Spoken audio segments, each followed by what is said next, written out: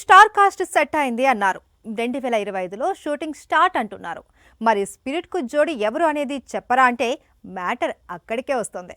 Sandeep heroes ఎంత violent గా ఉంటారో హీరోయిన్స్ అంత సైలెన్స్ గా మెయింటైన్ చేస్తారు. అందుకే సందీప్ మరోసారి అదే సెంటిమెంట్ రిపీట్ చేస్తున్నాడు.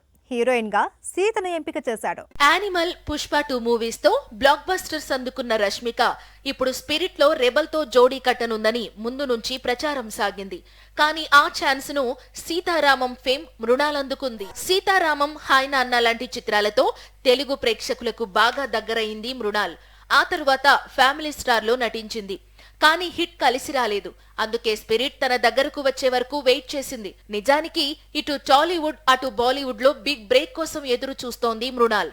ఈ సమయంలో ప్రభాస్ తో సినిమా, పైగా సందీప్ వంగ డైరెక్టర్ అంటే మృణాల్ డ్రీమ్స్ ఫుల్ఫిల్ అయినట్లే. 2025లో ఈ చిత్రం సెట్స్ పైకి వెళ్లనుంది. 2026లో డైరెక్ట్ గా థియేటర్స్ కు వచ్చేయనుంది. ఈ చిత్రాన్ని సందీప్ వంగ తన కెరీర్ లోనే బిగ్ బడ్జెట్ తో తెరకెక్కించబోతున్నాడు. మూవీలో మృణాల్ క్యారెక్టర్ ను సందీప్ ఎలా డిజైన్ చేస్తాడు అనేది ఇప్పుడు ఆసక్తికరంగా మారింది.